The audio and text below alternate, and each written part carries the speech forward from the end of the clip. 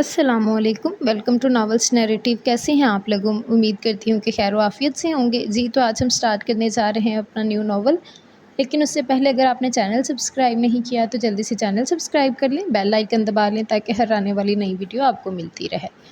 Like, comment اور share کرنا مت بھولیں، ٹھیک ہے؟ تو چلیے ہم شروع کرتے ہیں۔ اس کی آنکھ حسب معمول فقیر بابا کی پکار پر کھلی تھی۔ پاؤں میں جوتی اڑستے ہوئے اس نے سر پر دوپٹہ ڈالا اور پھر پلیٹ میں خشک آٹا لے کر گیٹ پر جا پہنچی۔ تمہاری آواز بہت خوبصورت ہے بابا، میرا دل کرتا ہے میں سنتی جاؤں۔ فقیر بابا کے تھیلے میں آٹا ڈالتے ہوئے آج اس نے اپنے دل کی آواز کو زبان دے دی تھی۔ وہ مسکرایا اور پھر اس کے سر پر ہاتھ پھیرتے ہوئے آگے بڑھ گیا۔ گلی کے چاروں طرف اس کی پرتاثر آواز ایک بار پھر سے گونجنے لگی۔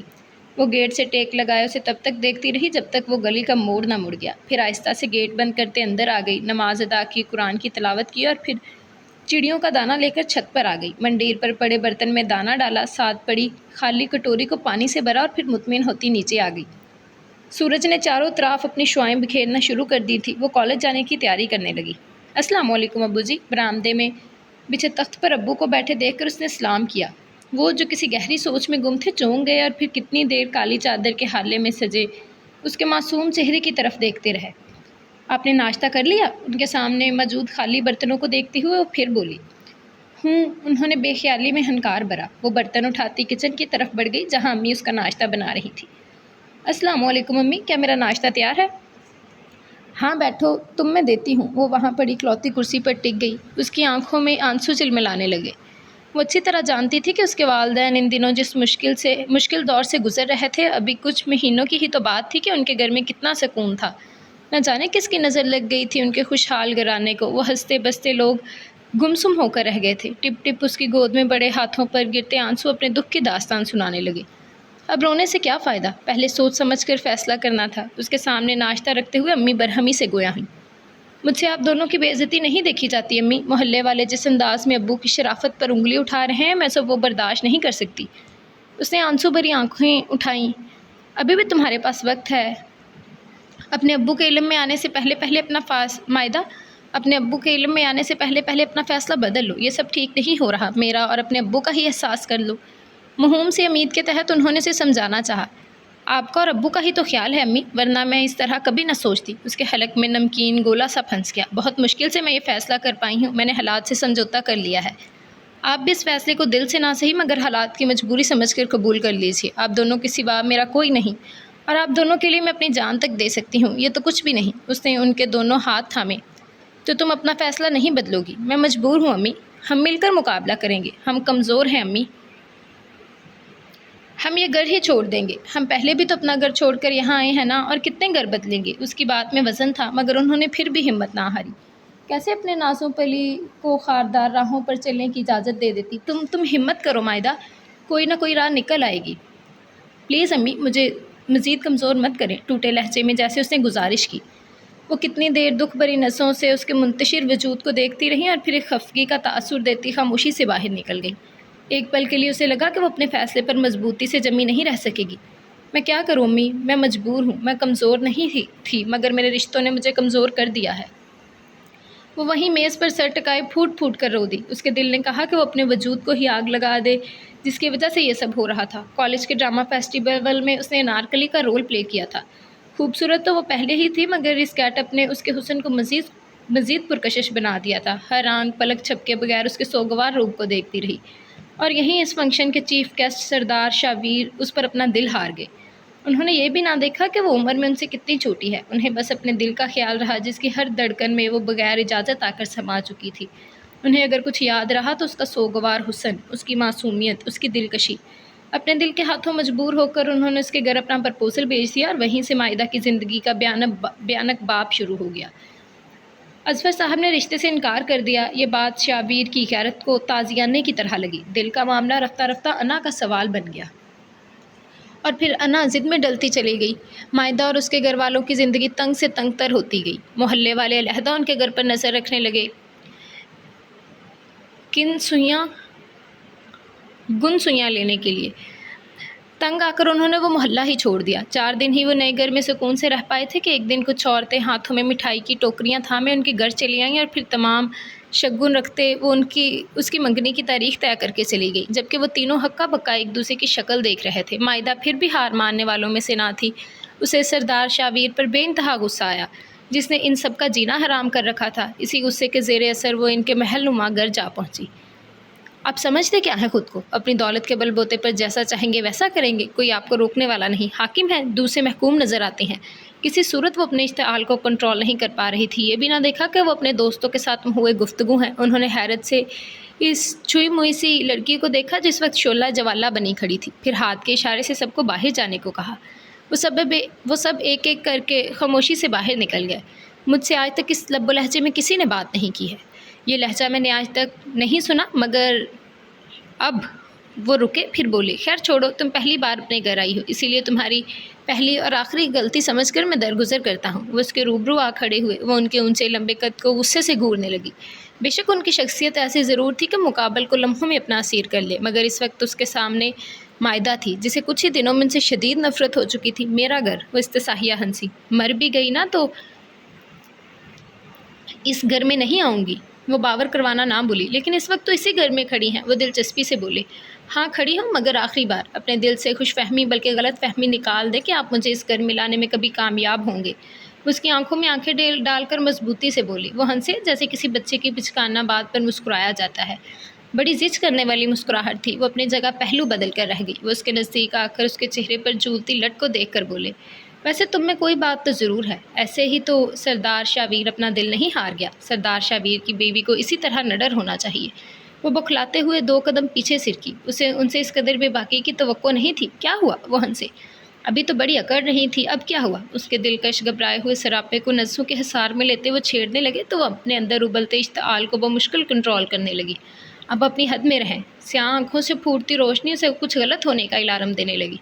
अभी तुमने मेरी हद देखी ही कहाँ है? उन्होंने उसे कंधों से थाम कर अपने बेइंतहा करीब कर लिया, इतना करीब कि उनकी गर्म सांसों की तपिश उसका चेहरा झुलसाने लगी। पल में उसके चेहरे का रंग उड़ा था। इतनी तीदा दिलेरी वो अंदर तक काम कर रह गई। उसकी गिरफ्त से निकलने के लिए उसने भरपूर जोर लगाया, मगर फिर नाकाम होते हाँपने लगी। छोड़े मुझे, वो दबे दबे लहजे में चीखी तो सरदार शावीर, जो बहुत दिलचस्पी से उसकी कुव्वत आजमाई देख रहे थे, दिलकशी से मुस्कुरा दिए। क्यों, क्या हुआ? बस इतना ही दम है? उन्होंने चोट की। वैसे तो मुझे औरतों का रोना बहुत बुरा लगता है, मगर तुम्हारी आंखों में आंसू भी जचते हैं। वो जज्बों से बोझल आवाज़ में बोले। अजीब पागल शख्स था वो। उसने एक नागवार सी नज़र उनके तीखे नकूश से सजे चेहरे पर डाली, और ये वो ही लम्हा था जब सरदार शावीर की गिरफ्त कमज़ोर पड़ी। मायदा ने फासला पैदा करने में लम्हा लगाया था। तुम्हारी आंखों में मैं हर तासुर बर्दाश्त कर सकता हूँ, मगर बेजारी और नागवारी का नहीं।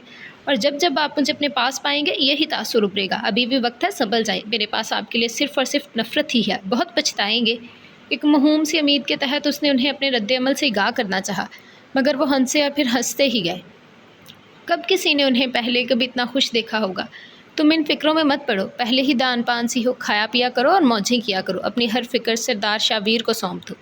उनके तर्ज़ तख़ातुब पर उसकी कनपटियाँ सुलगने लगीं। जब तो बर्दाश्त की तनाबें टूटती हुई महसूस हुई। वो इस वक्त को कोस रही थी जब उसने यहाँ आने के बारे में सोचा था। उसने शदीद गुस्से के आलम में उनकी हनूस पुरसुकून जज्बे लुटाती आंखों में देखा और मज़ीद एक लफ्ज़ कहे बगैर पलट गई। इससे पहले कि दरवाज़ा अबूर करती शावीर ने नरमी से उसकी कलाई थाम ली। वो करंट खाकर पलटी।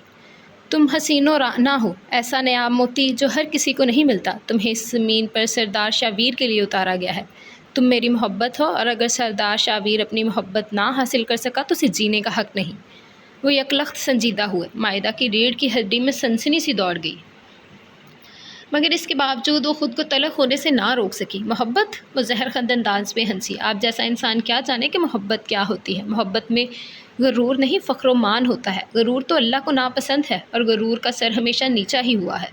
वो दो टोक अंदाज में कहते हुए उसने उनकी कमज़ोर पड़ती गिरफ्त से एक झटके से अपनी कुलाई छुड़वाई और दरवाज़ा अबूर कर गई, जबकि वो पीछे खड़े कितनी देर अपना गुस्सा ज़ब्त करते रहे, और फिर गरजदार आवाज़ में बोले, खादम, खादम हसैन, नज़ीर, हाशिम, हाजिर हुसैन। तीनों तेज़ी से अंदर दाखिल हुए, सर खम किए खड़े हो गए। अभी अभी मायदा बीबी बाहर गई हैं, उन्हें बाहफाजत एहतराम से घर ड्रॉप करके आओ। बेहतर साईं। तीनों फुर्ती से बाहर की तरफ लपके। शावीर के बंदे हर वक्त उनके घर के इर्द गिर्द मंडलाने लगे। मोहल्ले में तरह तरह की चेमोगियाँ होने लगीं। उस पर नज़र रखी जाने लगी। वो जिच होने लगती, जिनजिलाने लगती। اس کے والدین تو اپنے گھر کے باہر اتنے ہٹے کٹے بندوں کو دیکھ کر اچھے خاصے خوفزدہ ہو گئے۔ ایک بار پھر سے اس کے ماں باپ کی شرافت پر انگلی اٹھنے لگی۔ وہ سب دیکھ کر خون کے گونٹ پی کر رہ گئی۔ اسے کچھ سمجھ میں نہ آ رہا تھا کہ آخر وہ کرے تو کیا کرے۔ اپنے ماں باپ کی عزت کی خاطر اپنے دل پر جبر کرتے آخر وہ ایک فیصلے پر جا پہنچی۔ اسے امی سے کہہ دیا کہ وہ سردار شاویر سے شادی پر تیار ہے۔ اس کے فیصلے پر اس کی ماں تڑپ کر رہ گئی۔ پھر انہوں نے اسے سمجھانے کی بھرپور کوشش کی۔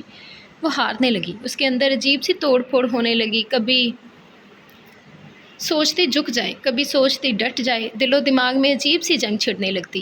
امی سے تو اس نے کہہ دیا تھا، مگر اپنے دل کا کیا کرتی جو کسی صورت مان نہیں رہا تھا۔ وہ بھی گیٹ سے باہر نکلی ہی تھی کہ خادم حسین مؤدب انداز میں سر جھکائے گویا ہوا، چھوٹی بی بی آپ کو جہاں بھی جانا ہے میں چھوڑ دیتا ہوں۔ واٹ، یہ کیا بکواس ہے؟ بوتل کی جن کی طرح اسے سامنے پا کر پہلے تو وہ اچھلی، پھر ناگواری سے بولی، دماغ تو درست ہے تمہارا؟ چھوٹی بی بی، سردار سائیں کا حکم ہے کہ آپ کو تنہا کہیں نہ جانے دیا جائے۔ آپ سردار سائیں کی عزت ہے۔ گھر میں 4 گاڑیاں ہونے کے باوجود آپ رکشوں یا ویگنوں کے دھکے کھائیں، یہ سردار سائیں کو پسند نہیں۔ یہ سب سن کر اس کا دماغ بھگ سے اڑ گیا۔ کتنی دیر تو وہ کچھ بول ہی نہ سکی۔ آپ کی بہت مہربانی، آپ گاڑی میں بیٹھ جائیے، آپ کو جہاں جانا ہے ہم چھوڑ دیتے ہیں۔ ادب سے کہتے ہوئے جھک کر اس نے گاڑی کا دروازہ کھولا۔ گلی سے گزرتی 2-3 عورتیں اس پر ایک تمسخر بڑی نظر ڈال کر پرتجسس ہوتی کچھ فاصلے پر جا کھڑی ہوئی۔ اس کی آنکھیں نمکین پانی سے بھرنے لگیں۔ وہ ایک بھی لفظ کہے بغیر واپس پلٹ آئی، اپنے بیڈ پر گرتے ہی پھوٹ پھوٹ کر رو دی۔ ایک نرم گرم لمس سے اس کی آنکھ کھلی تھی۔ امی ابو اس کے قریب بیٹھے محبت سے اس کی طرف دیکھ رہے تھے۔ حیرت سے ان کی طرف دیکھتے وہ اٹھ کر بیٹھ گئی۔ ہماری بیٹی کو یہ خوبصورت دن بہت بہت مبارک ہو۔ ابو نے اس کے ماتھے پر پیار بھرا بوسہ دیا دیتے 500 کا نوٹ اس کی طرف بڑھایا، جبکہ امی نے اسے پیار کیا، گلے لگایا اور پھر ایک سوٹ گفٹ کیا۔ اتنی محبت پر اس کی آنکھیں بھر رہیں۔ آج شام میں آتے ہوئے میں کیک لے آؤں گا۔ سریا، تم بھی اچھا سا کھانا تیار کر لینا، آج ہماری گڑیا کی سالگرہ ہے، مل کر منائیں گے۔ وہ ایک دفعہ پھر سے اسے پیار کرتے اٹھ کھڑے ہوئے۔ امی نے اسے بہت خوبصورت سرخ رنگ کا شفون کا سوٹ گفٹ کیا تھا۔ اسے اپنی ماں پر ٹوٹ کر پیار آیا۔ شام کو نہانے کے بعد اس نے وہ سوٹ زیب تن کر لیا، بال گیلے ہونے کی وجہ سے پشت پر کھلے چھوڑ دیے۔ آج بہت دنوں بعد امی ابو سے پرانے انداز میں ملے تھے۔ وہ بہت خوش تھی۔ ڈور بیل پر وہ مسکرائی، یقیناً ابو ہوں گے۔ سر پر دوپٹہ اوڑھتی وہ سرشار سے گیٹ کی طرف بڑھ گئی۔ تم؟ سامنے کھڑے بندے کو دیکھ کر وہ پہلے حیران ہوئی، پھر غصے سے بولی، چھوٹی بی بی، آپ کو سردار سائیں نے یاد کیا ہے، چلیے ہم آپ کو لینے آئے ہیں۔ واٹ؟ اسے اپنی سماعت پر یقین نہ آیا۔ یہ کیا بکواس کر رہے ہو تم، اور میں کیوں تمہارے ساتھ چلوں؟ وہ سختی سے بولی۔ حقیقتاً اس کے 14 طبق روشن ہو چکے تھے۔ بی بی سائی، ہم آپ کے ساتھ زبردستی نہیں کرنا چاہتے، ہمیں اس کا حکم نہیں، آپ سے درخواست ہے کہ مہربانی فرما کر گاڑی میں بیٹھ جائیں۔ خادم حسین نے اپنی وفاداری اس پر اچھی طرح ظاہر کر دی۔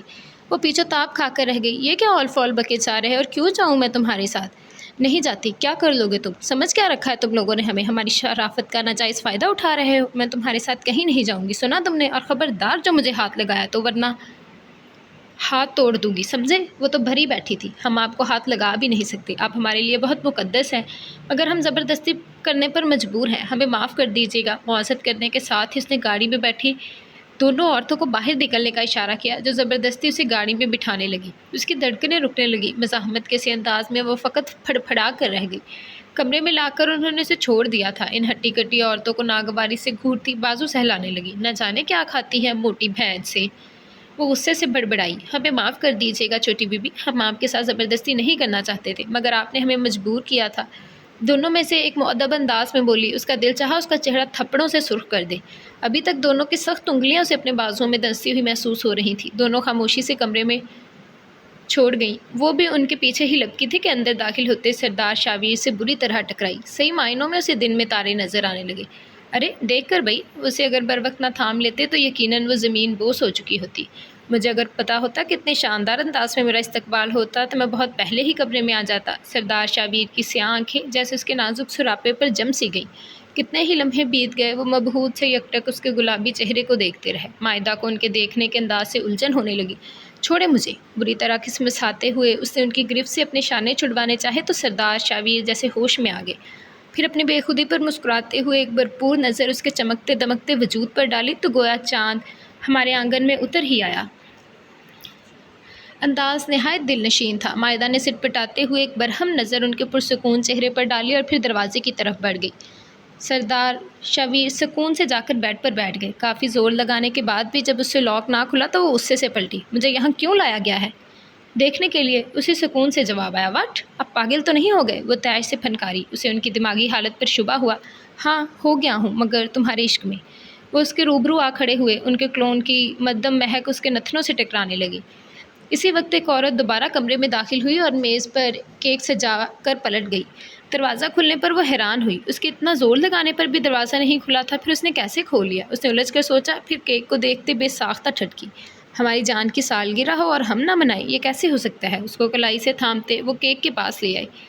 लो, केक काटो। उसकी तरफ छुरी बढ़ाई। उसे याद आया, अब उसके लिए केक ले आए होंगे और अब उसे ना पाकर काफ़ी परेशान हो रहे होंगे। उसकी आंखें भर्राने लगी।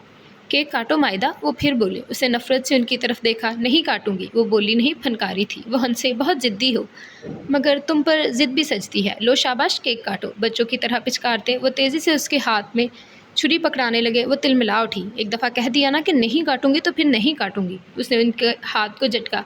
छुरी दूर जा गिरी। सरदार शाहवीर के चेहरे ने लम्हों में रंग बदला था। माथे पर लकीरें उभरने लगीं। एक दफ़ा का कहा तुम्हारी समझ में नहीं आता। क्यों मुझे गुस्सा दिलाने की कोशिश कर रही हो? मैं तुम पर सख्ती नहीं करना चाहता, मगर तुम मुझे मजबूर कर रही हो। यकलख्त वो संजीदा हुए। नहीं काटूंगी मैं केक, समझे आप? वो हरदर्मी से बोली थी। क्यों मैं आपके लिए केक काटूं? क्या लगते हैं आप मेरे? किस नाते से मुझ पर इतना हक जताते हैं? और मैं क्यों आपके रोब में आऊं? मेरा घर से तन्हा निकलना आपको पसंद नहीं, गैर मर्दों से बातें करना आपको पसंद नहीं, खादम हुसैन का मुझे छूना आपको पसंद नहीं, तो फिर आप कौन है मेरे? क्यों बार बार मेरे करीब आते हैं? किस हक से मुझे छूते हैं? दूसरों के लिए जो असूल हैं वो अपने लिए भी अपनाएं। सरदार शाहवीर के चेहरे के तासुरात बदले हुए थे। होंठ एक दूसरे में पवस्त होकर रह गए। जीना हराम कर दिया आपने मेरा और मेरे वालदैन का। क्या यही आपकी शराफत है? आप इज़्ज़त व गैरत के अलंबरदार बने फिरते हैं। पहले अपने गिरेबान में तो झांक कर देखें। गैर लड़कियों के करीब आना, उन्हें छूना क्या आपकी गैरत को ज़ेब देता है? क्या लगती हूँ मैं आपकी? और कोई अगर जो आपकी बहन के साथ ये सब करे तो फिर बस। वो सुलगते लहजे में कह रही थी, जब हाथ उठाते हुए वो पथरीले लहजे में बोली। उनकी आंखें बेहद सुर्ख हो चुकी थी। बहुत बोल चुकी तुम। तुम्हें इस बात पर एतराज़ है ना कि हमारे दरमियान कोई रिश्ता नहीं? मैं नामहरम हूँ तुम्हारे लिए। ठीक है, मैं तुम्हारा ये एतराज़ भी दूर किए देता हूँ। खादम हुसैन, वो धाड़े थे। जो हुक्म साईं, वो लम्हों में हाजिर था। मेरे और मायदा बीबी के निकाह का इंतज़ाम करो। तुम्हारे पास सिर्फ 1 घंटा है। बेहतर साईं। वो पलट गया, जबकि वो अपनी जगह पर साकत रह गई। उसे लगा जैसे उसके कदमों तले ज़मीन ही सिरक गई हो। उसे अपनी धड़कनें रुकती हुई महसूस होने लगी। ये क्या है? वो हकला कर रह गई। सारा तनतना जाग की तरह बैठ गया। क्यों? तुम्हारी ख्वाहिश पर ही तो सब हो रहा है, वरना मैं तो तुम्हारे ऐफ़े करने के बाद ये कदम उठाने वाला था। तुम्हें ही जल्दी थी। वो सुकून से बोली। नहीं। उसे लगा कि पूरी छत उस पर आ गिरी हो। क्या नहीं? मैं ये नहीं होने दूंगी, समझे आप? वो ज़ोर से चिल्लाई। ये तो होना ही था। आज नहीं तो कल, पर खुद को ज़हनी तौर पर तैयार कर लो। 1 घंटे में तुम्हारा निकाह होने वाला है। आराम से कहते हुए वो बाहर की तरफ बढ़े। जब वो लपकते हुए उनके करीब आई। प्लीज़ शाविर, ये आप क्या कर रहे हैं? मैं मर जाऊंगी मगर आपसे निकाह नहीं करूंगी। प्लीज़ देखिए, आप ऐसा कुछ मत कीजिए। मैं जानता हूँ पहली बार कोई भी बात तुम्हारी समझ में नहीं आती। अभी 1 घंटा है जो तुम्हारे माइंड को प्रिपेयर करने के लिए काफ़ी है। आज पहली बार तुमने मेरा नाम लिया है और तुम सोच भी नहीं सकती कि मैं कितना खुश हूँ। उसके सिसकते वजूद को वो रफ्तगी से तकते हुए गोया हुए। उन्हें यकटक देख कर रह गई। दाएं आँख का आंसू आँख के किनारे ही लड़खड़ा कर रह गया था। सरदार शाहवीर ने गहरी नज़र उसके गुलाबियात खिले होंठों पर डाली। बेखुदी में अपना हाथ उसके चेहरे के करीब ले आई। मगर फिर वही मुट्ठी बींच ली। अब मैं तुम्हें तभी छूऊंगा जब तुम्हारे जुमला हकूक़ मेरे नाम हो जाएंगे। वो पलट गए। जैसे ही नुकाह खान ने उसकी रजामंदी लेनी चाहिए, वो इनकार कर गई। तुम कुछ भी कर लो सरदार शाहवीर, मगर मुझसे हाँ नहीं कहलवा सकते। उसे तनफ़ुर से सोचा। उसके इनकार की खबर सरदार शाहवीर तक बासानी पहुँच गई। उन्होंने जेब से पेन निकालते साफ सफ़े पर चंद लाइनें तहरीर की। ये दुल्हन को दया, वो इनकार नहीं करेगी। और वाकई इन लफ्ज़ों को पढ़कर वो हार गई। मगर इन कमज़ोर लम्हों में भी उसने शर्त रखी कि वो निकाहनामे पर साइन तो करेगी जब उसके वालिदैन भी मौजूद होंगे। वो अंदर ही अंदर टूट रही थी। अपनों का साथ चाहती थी। सरदार शाहवीर ने उसकी बात मान रखा और उसके वालिदैन को बुला लिया, जो यहाँ आते ही हैरान परेशान सब समझने की कोशिश करने लगे। मुझे माफ़ कर दीजिएगा अम्मी अब्बू, मैं बहुत बुरी हूँ, मगर मैं मजबूर हो गई थी। प्लीज़ मुझे माफ़ कर दीजिए। वो सिसकने लगी। अब्बू ने उसके लरजते वजूद को कंधे से लगाया। आज उन्हें बेटे की कमी बड़ी शिद्दत से महसूस हुई थी। भाई तो बहनों का मान और मुहाफ़िज़ होते हैं। उनकी निगहबानी में उनकी बहनों पर कोई बुरी नज़र नहीं डाल सकता। बेइख्तियार उनकी आंखों से 2 मोती टूटकर उसके आंचल में जज़ब हो गए। अम्मी अपनी नाज़ो पली को बरसती आंखों से देख रही थी। प्लीज़ मुझे यहाँ छोड़कर मत जाइएगा अब्बू। वो सिरासमा सी गोया हुई तो उन्होंने सरदार शाहवीर से बात करने के बारे में सोचा। इसी वक्त सरदार शाहवीर तफाकुर से गर्दन उठाए अंदर दाखिल हुए। अज़फ़र, صاحب اٹھ کھڑے ہوئے جبکہ ثریا بیگم نے مائدہ کو خود میں بیچ لیا جیسے ان کی نظروں سے چھپانا چاہا ہو۔ پلیز آپ بیٹھیے، وہ ادب سے مخاطب ہوئے۔ اصفر صاحب نے انہیں روبرو پہلی بار دیکھ رہے تھے۔ 6 فٹ سے نکلتا قد، اپنے اٹل ارادوں کا پتہ دیتی کھڑی مغرور ستواں ناک، برا برا جسم، چوڑا سینہ، سیاہ روشن آنکھیں، گدمی رنگت، برے برے سرخ ہونٹوں پر سیاہ مونچھیں، یہ یونانی دیوتاؤں سی وجاہت رکھنے والا نوجوان انہیں بظاہر برا نہیں لگا تھا۔ انہیں لگا کہ وہ انہیں اپنی بات سمجھا سکتے ہیں۔ جو آنکھوں میں احترام لیے انہیں ہی دیکھ رہا تھا۔ جو ہونا تھا جیسے ہونا تھا ہو گیا سردار صاحب، مگر ایک منٹ۔ ان کی بات پوری ہونے سے پہلے ہی وہ ہاتھ اٹھا کر بولے تو انہیں خاموش ہونا پڑا۔ مائدہ نے امی کی طرف ہراساں نظروں سے دیکھا تھا۔ آپ کی بات درمیان میں کاٹی، اس کے لیے معذرت چاہتا ہوں، لیکن اگر آپ مجھے صرف شابیر کہیں گے تو مجھے زیادہ خوشی ہوگی بابا سائیں۔ ان کے لہجے میں ادب و احترام کی واضح جھلک تھی۔ نہ جانے کیوں مگر اصفر صاحب اندر سے پرسکون ہونے لگے۔ یقیناً وہ مصلحت کی کوئی نہ کوئی راہ نکالنے میں ضرور کامیاب ہو جائیں گے۔ آئیے ہم بیٹھ کر بات کرتے ہیں۔ مائدہ کو وہ اس وقت بہت بڑے ڈونگی لگ رہے تھے۔ میں چاہتا ہوں کہ رخصتی مائدہ کے BA کرنے کے بعد کی جائے۔ کیا آپ کو اعتراض ہے؟ معاملے کی سنگینی کے پیش انہوں نے لفظوں کا چناؤ بہت سوچ سمجھ کر کیا تھا، ورنہ جتنی منمانی وہ کر چکے تھے کچھ بعید نہ تھا آگے کیا کر جاتے۔ وہ سیدھے سادے شریف انسان تھے، ان سے مقابلہ نہیں کر سکتے تھے۔ BA کرنے میں تو کافی عرصہ درکار ہے، جبکہ اتنا لمبا انتظار۔ خیر آپ کی خواہش کا احترام کرتے ہیں، FA تک رخصتی ملتوی کر سکتا ہوں۔ مائدہ نے پرسکون سانس ہوا میں خارج کیا۔ وہ جلد از جلد یہاں سے نکل جانا چاہتی تھی۔ ٹھیک ہے، اصفر صاحب اٹھ کھڑے ہوئے۔ مائدہ اور ثریا بیگم بھی ان کے ساتھ اٹھ کھڑی ہوئیں۔ اگر آپ کی اجازت ہو تو میں کچھ دیر مائدہ سے بات کر سکتا ہوں؟ وہ خاموشی سے باہر نکل گئے۔ امی پلیز مجھے اپنے ساتھ لے جائیں۔ اس نے بے ساختہ ہاتھ جوڑ دیے، مگر وہ بھی باہر نکل گئی تو وہ ہراساں نظروں سے سردار شاویر کو دیکھنے لگی۔ تم اس سے سردار شاویر ہماری زوجیت میں آ کر کیسا محسوس کر رہی ہیں؟ اب تو ہم دونوں نامحرم نہیں ہیں، میں تمہیں چھونے کا مکمل حق رکھتا ہوں۔ سیاہ آنکھوں میں جذبوں کا ٹھاٹھے مارتا سمندر معجزن تھا۔ مائدہ کو لگا جیسے اس کے ارد گرد کوئی دیوار کھڑی ہو گئی ہو۔ وہ لاکھ چاہے مگر دیوار پھیلانگ نہیں سکتی۔ سیاہ آنکھوں کے بے باک تیوروں کو روکنے کا اب اس کے پاس کوئی جواز نہ تھا۔ وہ مسکراتے ہوئے اس کے قریب آئے اور اسے کندھوں سے تھام لیا۔ اس کا رواں رواں کانپنے لگا، دل کی دھڑکن اتنی تیز ہوئی کہ سینہ چیرتی باہر آنے لگی۔ مجھے اب پورا حق ہے کہ میں تمہیں چھو سکوں، دیکھ سکوں اور سراہ سکوں۔ اب تو تمہیں کوئی اعتراض نہیں ہونا چاہیے۔ انہوں نے دونوں ہاتھوں کے پیالے میں اس کا چہرہ بھر لیا۔ اس کی پیشانی عرق آلود ہو گئی، ہونٹ کب کپانے لگے۔ تم نہیں جانتی مائدہ کہ تم میرے لیے کیا ہو، اور تم کبھی سمجھ بھی نہیں سکو گے۔ تم میرے انتظار کا ثمر ہو، تم میرے تصور کا شاہکار ہو، تم میری آنکھوں کا خواب ہو، تم میرے جینے کا جواز ہو۔ جذبوں کی شدت کی وجہ سے ان کی آواز بوجھل ہو گئی۔ مائدہ کو لگا اگر تھوڑی دیر وہ اور اسی طرح کھڑی رہے تو وہ ضرور بے ہوش ہو جائے گی۔ میں تم سے محبت کرتا ہوں، بے انتہا محبت۔ تم مجھے ہر وقت سر تا پا محبت ہی پاؤ گی۔ تم میری ہو چکی ہو، میری دیوانگی کو قرار آ گیا ہے، میرے دل کو سکون مل گیا ہے۔ اس کے عوض اگر تم جان بھی مانگو تو میں ہنس کر دے دوں گا۔ اس نے اپنے دونوں ہاتھ اس کے ہاتھوں پر رکھے اور ان کی گرفت سے اپنا چہرہ آزاد کرنا چاہا۔ اس کی کمزور سی کوشش پر وہ دلکشی سے مسکرائے اور پھر اسے دونوں کندھوں سے تھامے ٹیبل پر موجود کیک کے پاس لے آئے۔ لو کیک کاٹو۔ ٹیبل سے چھری اٹھا کر اس کی طرف بڑھائی۔ وہ خاموشی سے کیک کاٹنے لگی۔ انہوں نے چھوٹا سا پیس اٹھاتے ہوئے اس کی طرف بڑھایا۔ اس کی آنکھیں نمکین پانی سے بھرنے لگیں۔ جن حالات میں وہ اس وقت پھنسی ہوئی تھی کسی قسم کی بھی مزاحمت نہیں کر سکتی تھی، کرنا چاہتی تو بھی نہیں۔ خاموشی سے منہ کھول کر اس نے چھوٹا سا نوالہ لے لیا۔ اس کے حلق میں آنسو کا گولا سا پھنس گیا۔ وہ زندگی میں کبھی ایسی بے بس بھی ہوگی اس نے پہلے کبھی نہیں سوچا تھا۔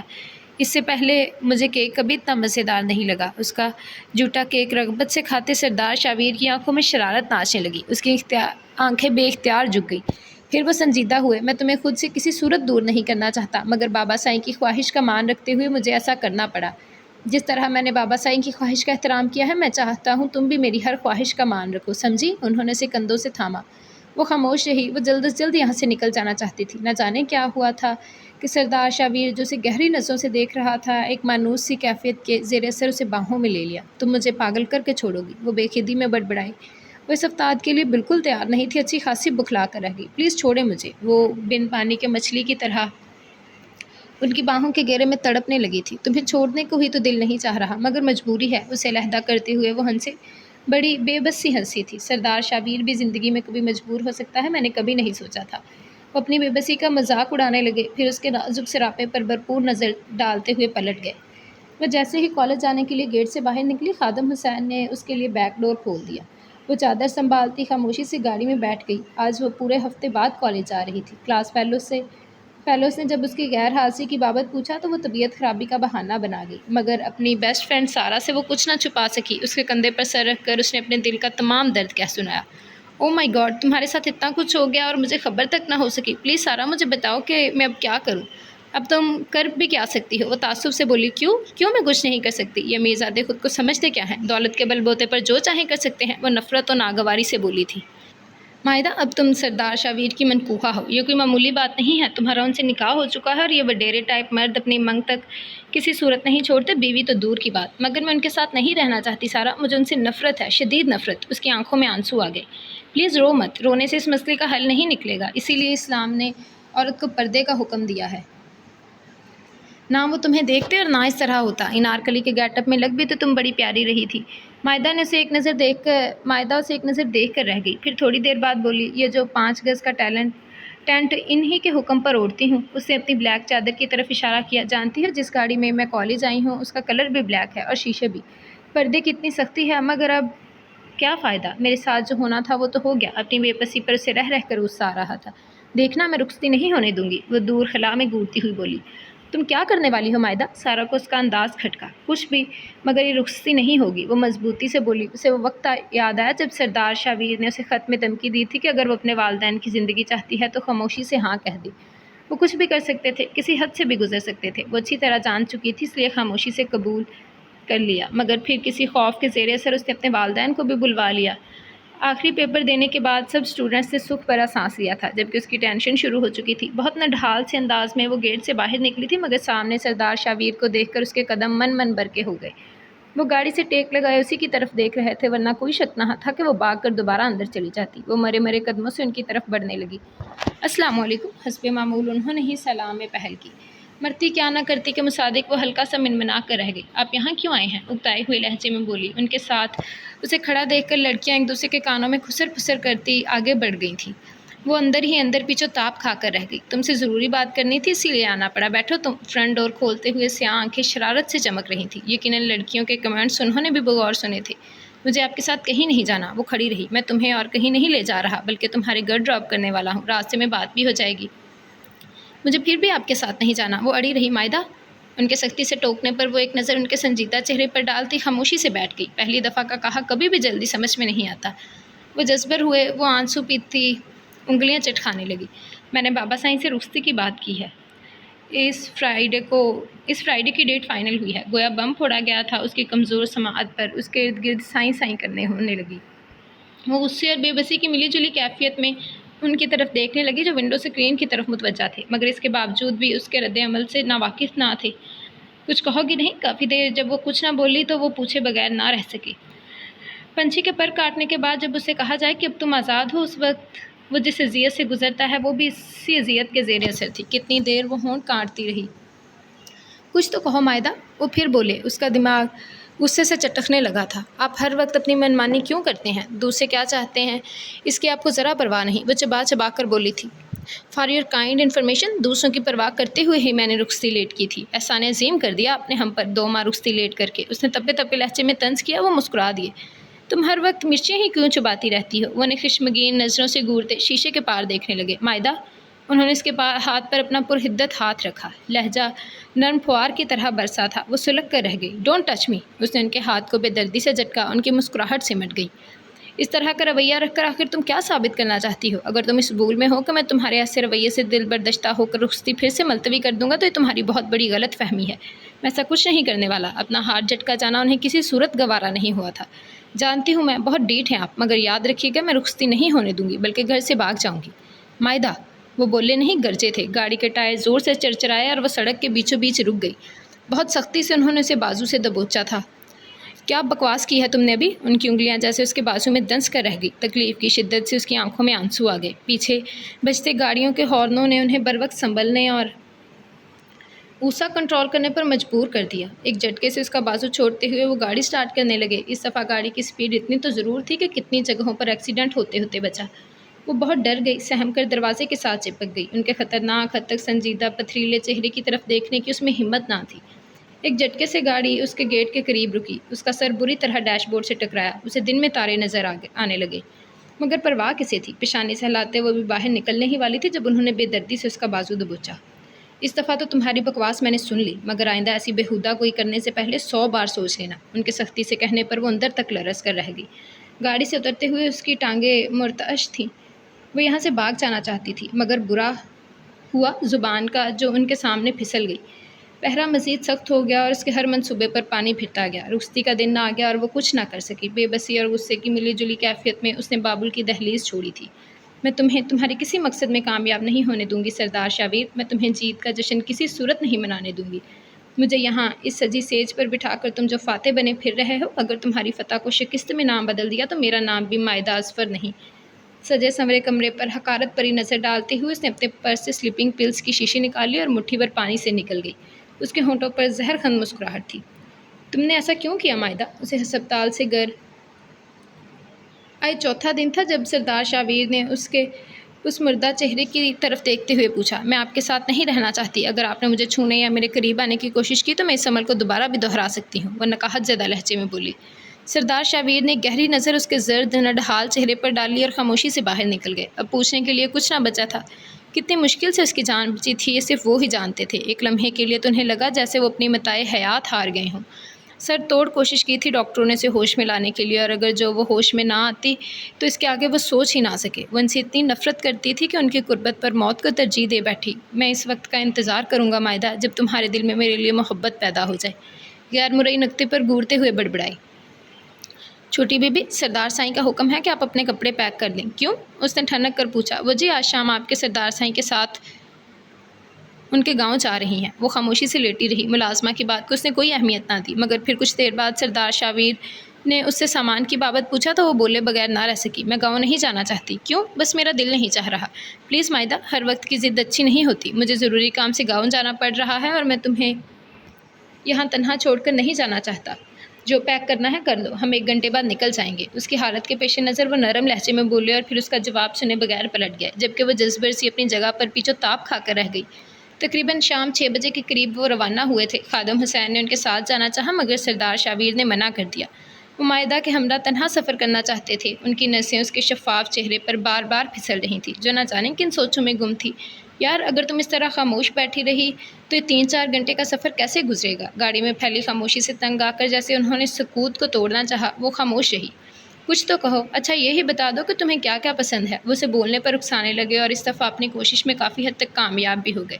انہیں گھورتے ہوئے بولی، اگر آپ مجھ سے یہ پوچھتے کہ مجھے کیا ناپسند ہے تو میں بہتر بتا سکتی تھی۔ اچھا، وہ ہنسے، چلو یہی بتا دو آپ۔ واضح جواب آیا۔ اس کے برجستگی سے کہنے پر ان کا کہکہ بے ساختہ تھا۔ وہ انہیں ناگواری سے گھورتے باہر کے نظاروں کو دیکھنے لگی۔ رات کے سناٹے اپنے پر پھیلا رہے تھے۔ اتنی سردی میں بھی اس کے اندر آگ دہکنے لگی۔ جیسے ہی گھٹن کا احساس زیادہ ہوا اس نے کھڑکی کا شیشہ نیچے کر دیا۔ ہوا کا سرد جھونکا جیسے ہی اندر داخل ہوا اس کے جسم میں پھریری سی دوڑ گئی۔ سردار شاویر نے چونک کر اس طرف دیکھا۔ سردی میں ونڈو کیوں کھول دی؟ پہلے ہی دان پان سی ہو، سردی لگ گئی تو؟ فکر مندی سے کہتے وہ کھڑکی بند کرنے اس کی طرف جھکے۔ ان کے کلون کی دل فریب مہک اس کی سانسوں میں بسنے لگی۔ وہ بکھلا کر رہ گئی۔ وہ پلٹنے لگے جب ان کی تھوڑی اس کے گال سے ٹچ ہوئی۔ وہ بری طرح ٹھٹکے اور پھر بے خود ہوتے وہیں رک گئے۔ ان کی آنکھیں جیسے اس کی مرتعش مصرگاں کی اضطراری جنبش پر جم گئی۔ مائدہ نے بمشکل پلکیں اٹھاتے جیسے انہیں گورنا چاہا۔ چند لمحوں کے لیے جیسے وہ بھی سب بھولتی گئی۔ وقت رک گیا، دھڑکنیں بولنے لگیں، وہ خود کو بھولنے لگی۔ اگر اسے کچھ یاد تھا، سیاہ آنکھوں سے پھوٹتی روشنیاں۔ پھر جیسے ہی سامنے سے آتے ٹرک پر اس کی نظر پڑی وہ چیخ مار کر رہ گئی۔ شاویر، سامنے دیکھیں۔ سردار شاویر نے ہڑبڑاتے ہوئے اپنی توجہ سامنے مرکوز کی، اور پھر جتنی مشکل سے انہوں نے گاڑی کنٹرول کی یہ صرف وہ ہی جانتے تھے۔ گاڑی کچے رستے پر اتر کر پھنس گئی۔ او مائی گاڈ! وہ پریشانی سے بولے۔ مائدہ بے پناہ خوف کے زیر اثر اچھی خاصی سہم گئی۔ اب کیا ہوگا؟ وہ سراسمہ سی گویا ہوئی۔ ڈونٹ وری مائدہ، میں ہوں نا تمہارے ساتھ۔ اس کی ہرنی کی مانند خوفزدہ آنکھوں میں دیکھتے ہوئے انہوں نے حوصلہ دیا اور خود گاڑی سے نیچے اتر آئی۔ سامنے کے دونوں ٹائر پنچر ہو چکے تھے۔ اوہ! انہوں نے زوردار کک ماری اور پھر ارد گرد نظریں دوڑائی۔ جگہ سنسان اور بیابان تھی۔ ایک پل کے لیے تو وہ خود بھی پریشان ہو گئے۔ گھڑی میں ٹائم دیکھا، رات کے 8 بج چکے تھے۔ بائیں طرف کافی دور روشنی کی لکیر جیسے انہی کی نظروں کی گرفت میں آئی۔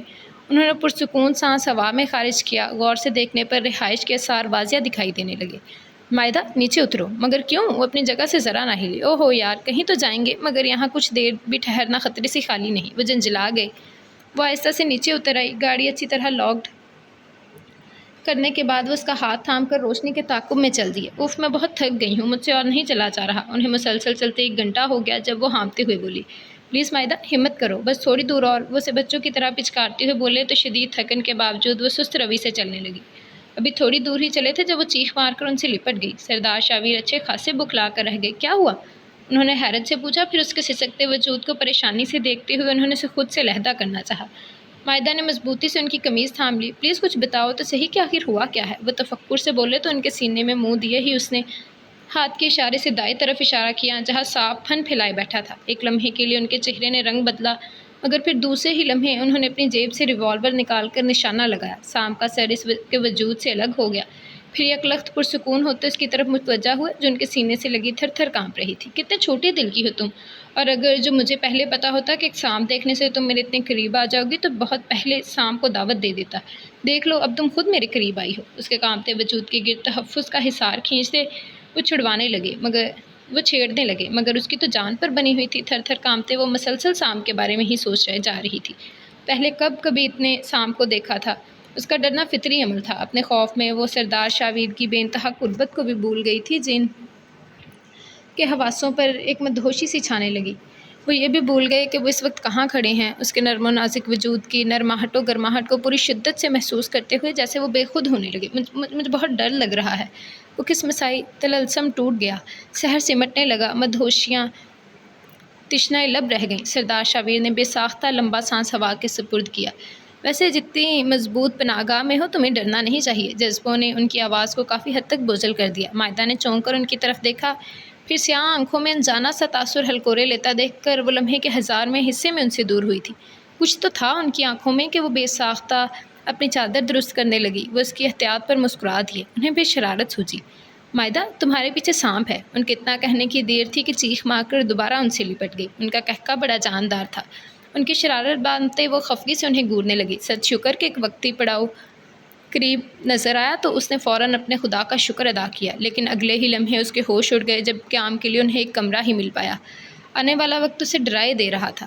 ہائے اللہ، میں کیا کروں؟ مجھے بہت سردی لگ رہی ہے، کہیں واقعی مر گئی تو؟ نہیں، مجھے ابھی نہیں مرنا۔ اس کے آنسوں میں مزید روانی آ گئی۔ اس نے اپنی چادر اپنے ارد گرد اچھی طرح لپیٹی۔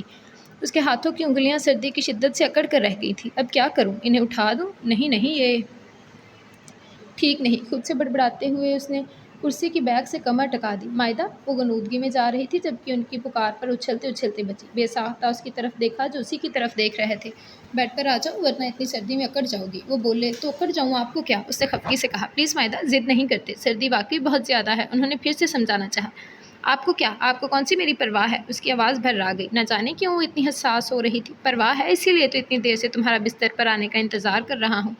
اس نے چونک کر ان کی طرف دیکھا۔ نیند کے خمار سے سرخ ڈورے لیے آنکھوں میں سچائی صاف درج تھی۔ اس نے بے ساختہ نظریں چنائی۔ مائدہ، ہم میں ایسا رشتہ ہے کہ ہم ایک دوسرے کا خیال رکھیں۔ میں نہیں مانتی اس رشتے کو۔ وہ سرے سے ہی انکاری ہوئی۔ مگر میں تو مانتا ہوں نا، اور تمہیں اتنی سردی میں بیٹھنے نہیں دوں گا۔ چلو آؤ۔ وہ بستر سے اتر کر اس کے مقابل آ کھڑی ہوئی۔ مائدہ نے بکھلاتے ہوئے کرسی چھوڑی۔ مائدہ ان کی سنجیدہ صورت دیکھتے ہوئے بکھلا کر رہ گئی تھی۔ کھا نہیں جاؤں گا تمہیں، برہمی سے کہتے ہوئے وہ اس کا ہاتھ پکڑ کر اسے زبردستی بیڈ پر لے آئے تھے۔ مجھے نہیں سونا آپ کے ساتھ۔ وہ ہاتھ چھڑوانے لگی۔ انہوں نے زبردستی لٹانے کے بعد اس پر رضائی اڑائی اور خود جا کر اسی کرسی پر بیٹھ گئے جس پر تھوڑی دیر پہلے وہ بیٹھی اونگ رہی تھی۔ آپ یہاں ساری رات گزاریں گے؟ وہ حیرت و بے یقینی کے ملے جلے تاثرات کے ساتھ بولی تھی۔ ظاہر ہے، ایسی کنڈیشن میں تو میں یہی کر سکتا ہوں، جبکہ تمہیں مجھ پر بھروسہ بھی نہیں۔ وہ کندھے اچکاتے ہوئے آنکھیں موند گئے جبکہ وہ حیران سی کتنی دیر ان کی طرف دیکھتی رہی۔ وہ جاذب نظر تھے اور مائدہ کو اس کا اندازہ اچھی طرح ہو رہا تھا۔ ان کے تیکھے بے انتہا پرکشش نقوش دیکھتے ہوئے اس کے ذہن میں خیال آیا کہ اگر یہ شخص باطنی طور پر بھی اتنا ہی خوبصورت ہوتا جتنا ظاہری طور پر ہے تو کیا وہ اس سے محبت کر لیتی؟ اس نے خود سے پوچھا اور اندر سے جو جواب آیا وہ چونک کر رہ گئی۔ سردار شاویر اس کی آنکھوں کا ارتکاز اچھی طرح محسوس کر رہے تھے مگر انہوں نے پھر بھی آنکھیں نہ کھولی۔ نہ جانے کس پہر اس کی آنکھ لگی جو صبح سردار شاویر کے جھنجھوڑنے پر کھلی۔ ناشتہ کرنے کے بعد وہ دوبارہ اپنی منزل کی طرف روانہ ہو گئے۔ بشیر نے ان کی کافی مدد کی تھی۔ حویلی میں اس کا استقبال کافی شاندار طریقے سے ہوا تھا۔ وہ ہکا بکا سب دیکھتی رہی۔ بی بی جان نے سردار شاویر کی ماں اس کا ہاتھ لگوا کر بکرا صدقہ کیا، پھر مختلف قسم کے لذیذ کھانوں پر اس کا ہاتھ لگوانے کے بعد غریبوں میں تقسیم کیا۔ 4 عدد کبوتروں کو اس کے اور سردار شاویر کے سر سے وار کر کھلی فضا میں چھوڑا۔ وہ ششت سی حد تک سب دیکھتی رہی۔ ہر کوئی اسے سردار شاویر کے حوالے سے دیکھ اور مل رہا تھا۔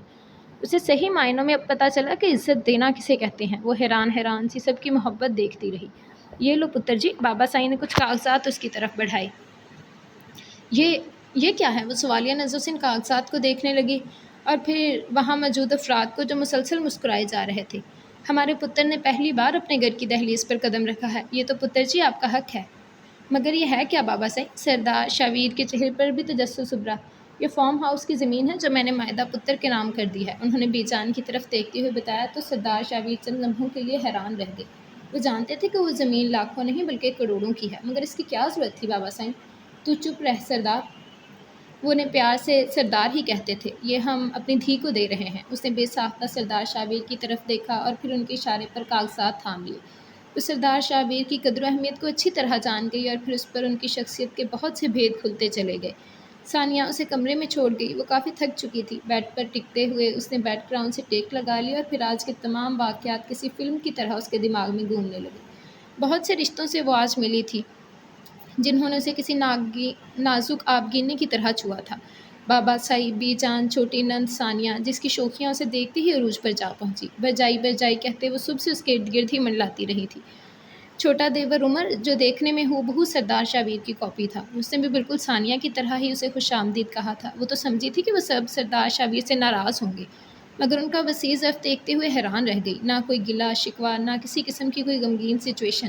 نہ جانے وہ کس قسم کے لوگ تھے کہ بڑے بیٹے کے تنہا شادی کر لینے کے باوجود بھی بہت خوش دکھائی دے رہے تھے۔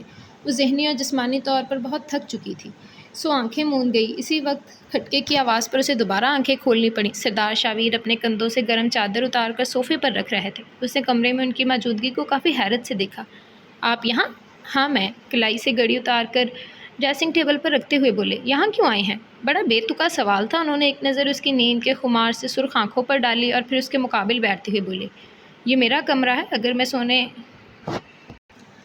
اپنے کمرے میں نہیں آؤں گا تو پھر کہاں جاؤں گا؟ اگر تم یہ سوچے کہ ہم دونوں علیحدہ علیحدہ کمروں میں سوئیں گے تو اس غلط فہمی کو اپنے دل سے نکال دو۔ وہاں اور بات تھی، تم جیسا چاہتی رہیں میں کرتا رہا کیونکہ ہم تنہا تھے، جبکہ یہاں میری پوری فیملی ہے، میری ایک حیثیت ہے اور میری حیثیت پر انگلی اٹھائے میں یہ کسی صورت برداشت نہیں کر سکتا۔ وہ بے لچک انداز میں بولے۔ وہ چپ کی چپ رہ گئی۔ اس کے سراسماں چہرے پر ایک نظر ڈالتے ہوئے وہ ڈریسنگ روم میں چلے گئے۔ تھوڑی دیر کے بعد نائٹ ڈریس چینج کرتے ہوئے دوبارہ کمرے میں آئی۔ وہ بکھلاتے ہوئے بیڈ سے اٹھ کھڑی ہوئی۔ انہوں نے بغور اس کے گھبرائے ہوئے انداز کو دیکھا اور باڈی سپرے کرنے لگے، پھر اس کے روبرو جا کھڑے ہوئے۔ کیا چاہتی ہو تم؟ میں یہاں نہیں سونا چاہتی۔ اس نے بیڈ کی طرف اشارہ کیا۔ تو پھر کہاں سونا چاہتی ہو؟ سینے پر بازو باندھے ہوئے تحمل سے بولے۔ اس کے چہرے کی ایک ایک جنبش ان کی نظروں میں تھی۔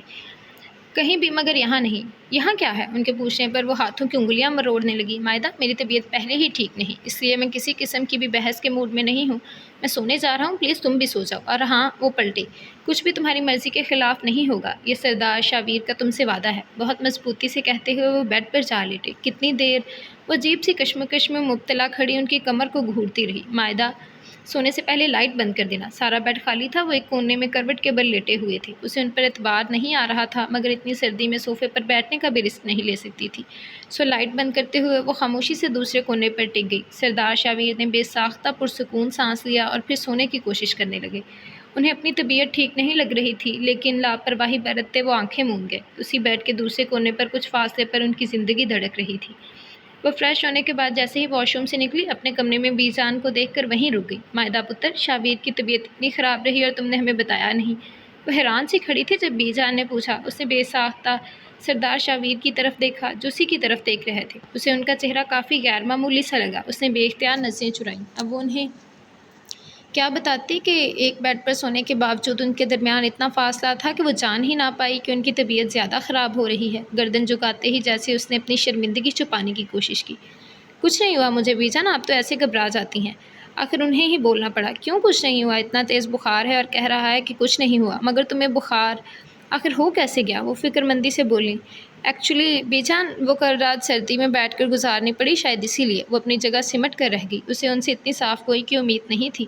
تمہیں ضرورت کیا تھی سردی میں بیٹھنے کی؟ بی جان نے پریشانی سے سرزنش کی۔ ان کی نظریں اس کے گھبرائے چہرے پر ٹک گئیں۔ اس کی آنکھوں کا مفہوم سمجھتے وہ اچھی خاصی بکھلا کر رہ گئی۔ کچھ بعید نہ تھا کہ وہ مزید کیا کہہ دیتے۔ اس کے چہرے کے تاثرات کو انجوائے کرتے جیسے وہ محظوظ ہوئے۔ بس بی جان، مجبوری تھی۔ وہ ہلکا سا مسکرائے۔ ایسی بھی کیا مجبوری کہ لے کر سردی لگوا لی؟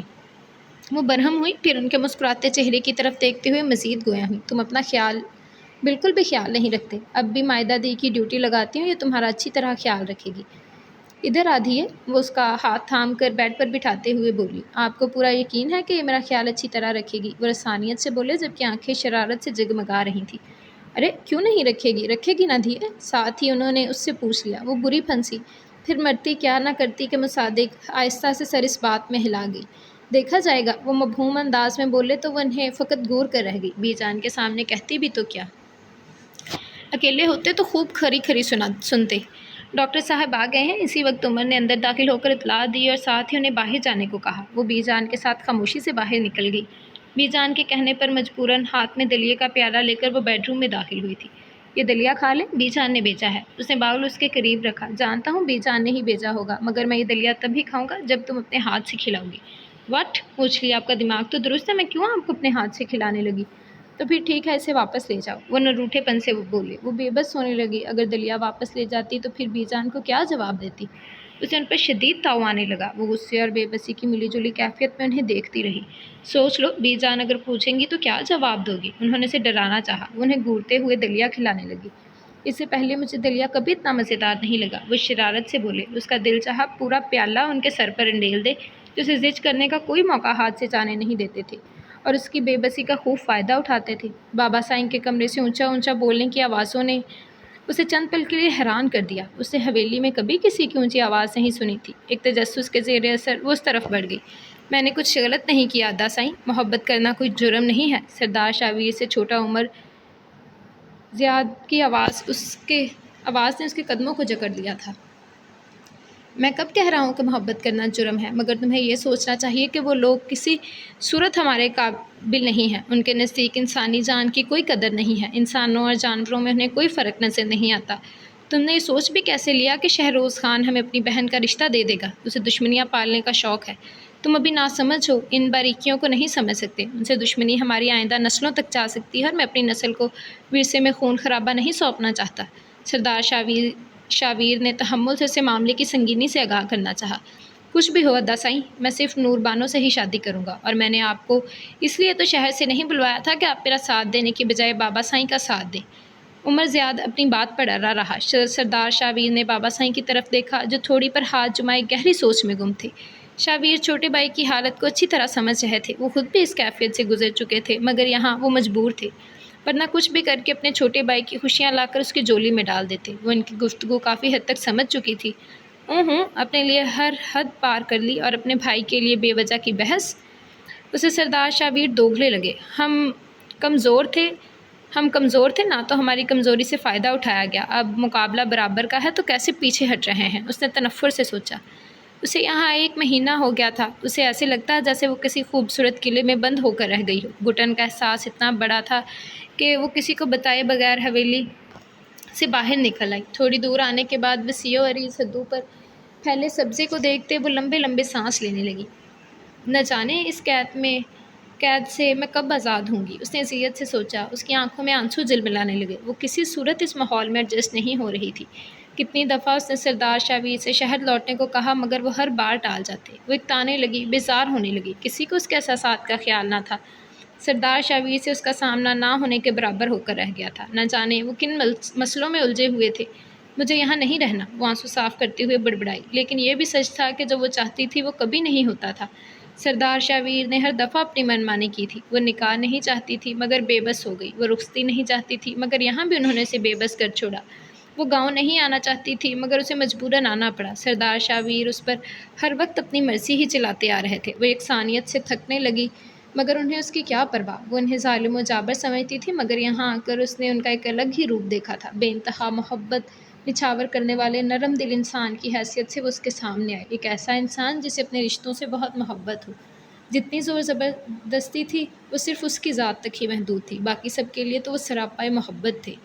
تم یہاں کیا کر رہی ہو؟ اپنی سوچوں میں گم وہ چلتے چلتے نہ جانے کتنی دور نکل آئی تھی جب سردار شاویر کی گرجدار آواز پر سہم کر رہ گئی۔ بے ساختہ چونک کر ان کے غزیلے چہرے کی طرف دیکھا۔ میں نے تم سے کچھ پوچھا ہے مائدہ؟ تم یہاں کیسے پہنچی اور کس کے ساتھ آئی ہو؟ انہوں نے ارد گرد نظر دوڑائی۔ آخر تمہیں عقل کب آئے گی؟ ہماری عورتیں یوں منہ اٹھا کر باہر نہیں نکل پڑتی۔ اگر تمہیں باہر آنا ہی تھا تو مجھ سے یا بی جان سے کہا ہوتا، مگر یوں طرح گھر سے نکلنے کی کیا ضرورت تھی؟ وہ ترشی سے بولے۔ اس کی کم عقلی پر انہیں شدید غصہ آ رہا تھا۔ حویلی میں میرا دل گھبرا رہا تھا، ایسے لگ رہا تھا جیسے میں قید ہو کر رہ گئی ہوں، اسی لیے کچھ دیر کے لیے باہر آ گئی۔ وہ برائے ہوئے لہجے میں بولی تو وہ تعصب سے اس کے جھکے سر کو دیکھنے لگے۔ دل لگانے کی کوشش کرو گی تو تمہیں حویلی قید نہیں بلکہ گھر لگے گی۔ میں یہاں نہیں رہنا چاہتی، پلیز واپس چلیں۔ وہ ملتے جیانہ انداز میں بولی۔ اس وقت وہ انہیں کافی الجھی ہوئی دکھائی دی۔ اس کی کیفیت کو سمجھتے وہ اپنا غصہ کنٹرول کرنے لگے۔ بس کچھ دنوں کی بات ہے، پھر ہم واپس چلتے ہیں۔ چلو اب اور خبردار آئندہ یوں باہر مت نکلنا۔ وہ سنجیدگی سے بولے۔ وہ چپ ہی رہی۔ ہلنے کی کوشش مت کرنا سردار سائی، ورنہ ہم گولی چلا دیں گے۔ اسی وقت 7-8 نقاب پوشوں نے ان کے گرد حصار کھینچا۔ خبردار اپنی جیب میں ہاتھ مت ڈالنا ورنہ مجھے گولی چلانے میں کوئی تکلیف نہ ہوگی۔ ان کا اپنی جیب کی طرف جاتا ہاتھ وہیں رک گیا۔ رشید، اس کی جیب سے ریوالور نکال لو۔ مائدہ سب کے ہاتھوں میں گن دیکھ کر تھر تھر کانپنے لگی۔ سردار شاویر خود بھی کافی پریشان ہو گئے، اپنی وجہ سے نہیں بلکہ مائدہ کی وجہ سے۔ کیا چاہتے ہو تم؟ مائدہ کا ہاتھ تھام کر اسے قریب کرتے وہ بے انتہا سنجیدگی سے گویا ہوئے۔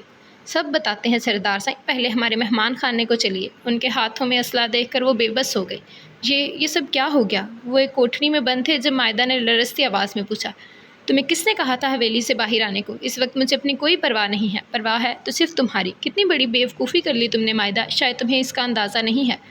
وہ دونوں ہاتھ کمر کے پیچھے باندھے کمرے میں ٹہلتے ہوئے بولے۔ ابھی تک وہ معاملہ سمجھنے میں ہی لگے ہوئے تھے، مائدہ کے چہرے کا رنگ اڑ گیا۔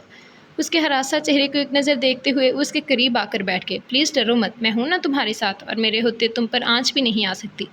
اس کے خوفزدہ چہرے کو دیکھتے ہوئے انہوں نے اسے اپنی ذات کا مان دیا۔ اس کی آنکھوں میں آنسو آ گئے۔ اسی وقت کھٹکے کی آواز پر دونوں بری طرح چونکے۔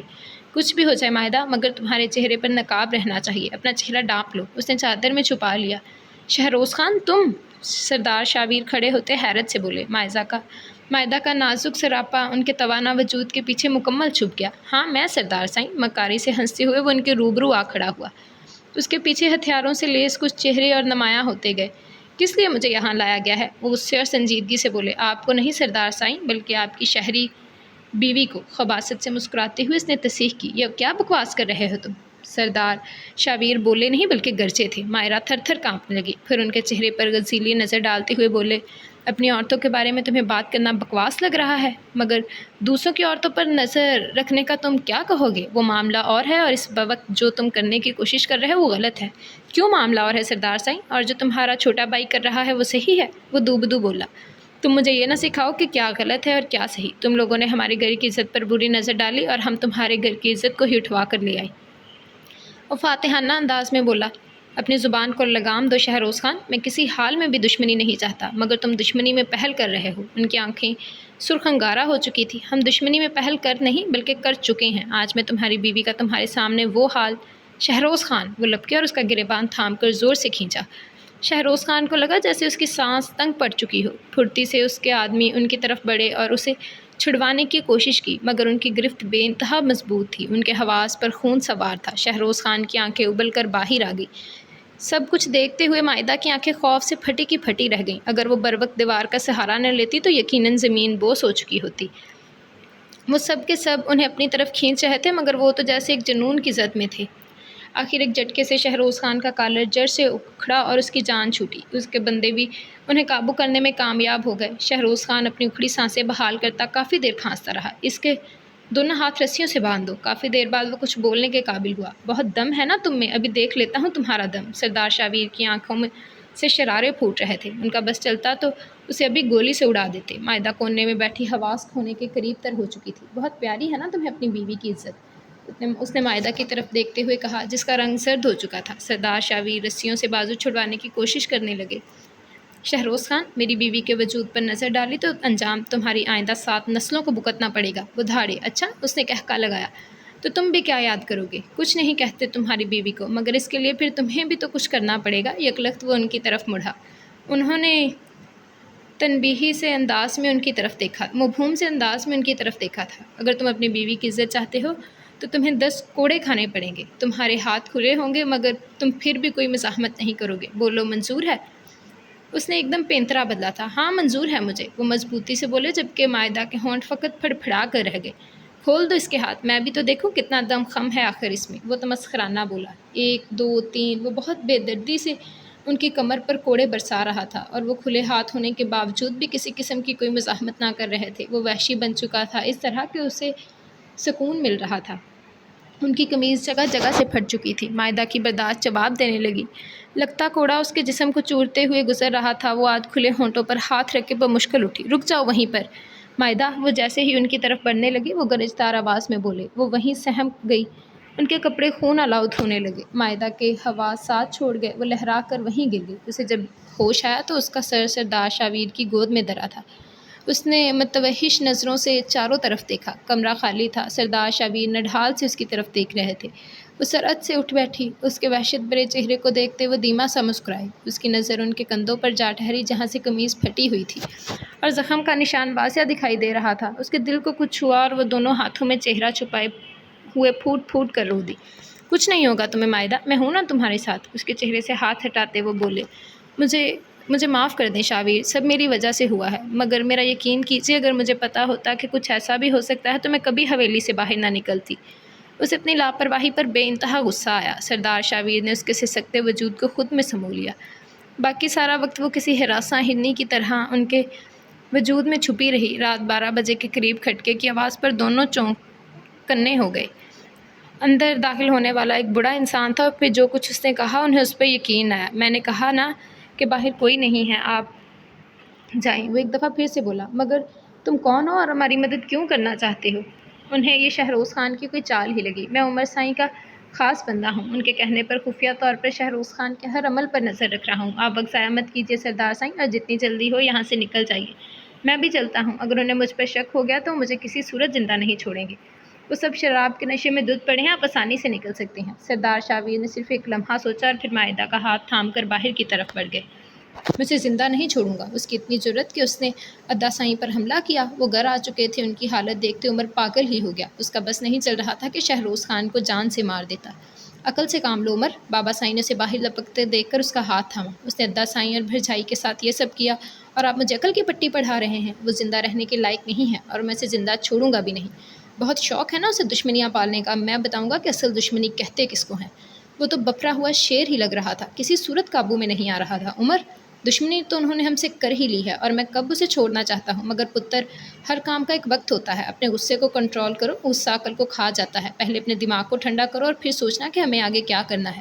شاویر کی حالت تو میرے بھی برداشت سے باہر ہے۔ بابا سائیں نے اسے سمجھانے کی اپنی سی کوشش کی، ورنہ بڑے بیٹے کی حالت پر ان کے اندر بھی اشتعال کے بام پر جل رہے تھے۔ عمر نے نور بانو سے کورٹ میرج کر لی اور پھر اسے حویلی لے آیا۔ حویلی کے تمام لوگ اس کی اس حرکت پر پریشان ہو گئے۔ وہ اس طرح ہرگز نہیں چاہتے تھے۔ اب آگے کیا ہوگا؟ سب کی سوچ اسی نقطے پر رک چکی تھی۔ چونکہ نور بانو اسے دل کی تمام تر گہرائیوں سے چاہتی تھی، اسی لیے بائی کی دشمنی پر اس کی محبت کو ترجیح دے بیٹھی۔ شہروز خان تو پاگل ہی ہو گیا۔ وہ پاگل کتے کی طرح اپنے ساتھیوں کے ہمراہ حویلی کی طرف روانہ ہوا تھا۔ بابا سائیں کو جیسے ہی ان کی کارروائی کا علم ہوا انہوں نے اپنے دوست ڈی ایس پی حشام سے پولیس کی مدد مانگی۔ ان کے حویلی سے باہر پولیس اسلحہ سے لیس آ کھڑی ہوئی۔ شہروز خان سوچنے سمجھنے کی صلاحیت کھو چکا تھا، اسی لیے پولیس کو اپنے معاملے سے دور رہنے کو کہا۔ ڈی ایس پی حشام نے اس کے خطرناک تیور دیکھتے ہوئے اسے خبردار رہنے کو کہا اور یہ بھی کہ اگر وہ آگے بڑھے تو وہ گولی چلانے پر مجبور ہو جائیں گے۔ شہروز خان کے سر پر تو خون سوار تھا۔ وہ ہر صورت عمر کے تمام خاندان کو ختم کر دینا چاہتا تھا تاکہ آئندہ آنے والی نسلیں ان کے انجام سے کام کر رہ جائیں۔ اس نے ڈی ایس پی حشام کو جان سے مارنے کی دھمکی دی تھی۔ ڈی ایس پی حشام اپنی جگہ ڈٹے رہے۔ ایک دم ہوا میں فائر ہوا اور گولی ڈی ایس پی حشام کے کندھے کو چھو کر گزر گئی۔ نور بانو کیسی ہے اب؟ بی جان نے نور بانو کے کمرے سے نکلتی ثانیہ سے پوچھا۔ دودھ کے ساتھ نیند کی گولی دے کر آئی ہوں، وہ فکر مندی سے کہتی ان کے قریب ہی آ کر بیٹھ گئی۔ صدمہ بھی تو بہت گہرا پہنچا ہے، اب آہستہ آہستہ ہی صبر آئے گا۔ وہ دکھ سے بولیں، اگر شہروز خان آرام سے مان جاتا تو کم سے کم اس کا یہ انجام نہ ہوتا۔ عمر اٹھتے ہوئے سنجیدگی سے بولا اور اپنے کمرے کی طرف بڑھ گیا۔ پولیس مقابلے میں وہ اپنی جان سے ہاتھ دھو بیٹھا۔ اتنا بڑا صدمہ برداشت نہ کرتے ہوئے اس کا باپ دماغی توازن کھو بیٹھا تھا۔ صحیح معنوں میں ان کا گھر اجڑ گیا تھا۔ برے کا انجام برا ہی ہوتا ہے۔ بے شک پتر، غصہ عقل کو کھا جاتا ہے، اسی لیے تو ہمارے مذہب نے غصے کو حرام قرار دیا ہے، بی جان تعصب سے بڑبڑائیں۔ سردار شاویر بغیر ایک لفظ کہے اٹھے اور خاموشی سے اپنے کمرے کی طرف بڑھ گئے۔ بی جان نے مائدہ کو ان کے پیچھے جانے کا اشارہ کیا تو وہ بھی اٹھ کھڑی ہوئی۔ وہ جیسے ہی کمرے میں داخل ہوئی وہ قمیض اتارے ہاتھ میں مرہم پکڑے کھڑے تھے۔ وہ آہستہ آہستہ چلتی ان کے قریب آئی اور پھر ان کے ہاتھ سے مرہم پکڑ لیا۔ انہوں نے استفہامیہ نظروں سے اس کی طرف دیکھا۔ آپ بیٹھیے، میں آپ کو لگا دیتی ہوں۔ وہ کچھ بھی بولے بغیر آہستہ سے بیڈ پر ٹک گئے۔ ان کے زخم دیکھتے ہوئے وہ اندر تک لرز گئی۔ اسے یاد آیا جب گھوڑا پڑتا تھا تو سردار شابیر کے چہرے پر کتنی تکلیف برے تاثرات ابھرتے تھے، مگر وہ کسی قسم کی مزاحمت کیے بغیر سب سہتے گئے، صرف اس کی عزت کی خاطر۔ جب انہوں نے آپ کو مارا تھا تو آپ کو بہت درد ہوا تھا نا؟ ان کے زخموں کو ہاتھ سے چھوتے وہ دکھ سے بولی۔ نہیں، ان کا جواب اس کی توقع کے برخلاف تھا۔ وہ حیران ہوئی، آخر وہ ایسا کیوں کہہ رہے ہیں؟ مگر پھر ان کے اگلے جملے نے اسے ساکت کر دیا۔ تمہاری عزت کی خاطر میں 100 کوڑے کھانے کو بھی تیار ہو جاتا۔ اس کی آنکھوں سے ٹپ ٹپ آنسو گرنے لگے، اور پھر نہ جانے اسے کیا ہوا کہ وہ ان کے زخموں پر اپنے لب رکھتی گئی۔ سردار شابیر اپنی جگہ حیرت سے بت بن گئے۔ I love you Shabir, really love you, وہ روتے ہوئے اقرار کر رہی تھی۔ سردار شابیر جیسے گہری نیند سے بیدار ہوئے۔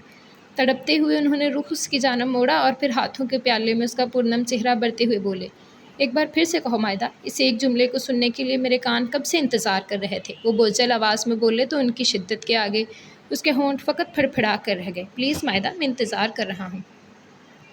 ان کے لہجے میں عجیب سی تڑپ محسوس کرتے آخر اسے بولنا پڑا، آئی love you Shabbir, I love you. او میری جان مائدہ، انہوں نے اسے خود سے قریب کر لیا۔ آج میں بہت خوش ہوں، بہت زیادہ، تم میری خوشی کا اندازہ نہیں لگا سکتی۔ نم ہوتی آنکھوں کے ساتھ وہ گویا ہوئے، تم کبھی نہیں سمجھ پاؤ گی کہ آج تم نے مجھے کتنی بڑی خوشی دی ہے۔ از خود برفتگی سے انہوں نے اس کے وجود کی نرماہٹ کو دل سے محسوس کیا۔ فرط محبت سے ان کی آواز کپ کپا کر رہ گئی۔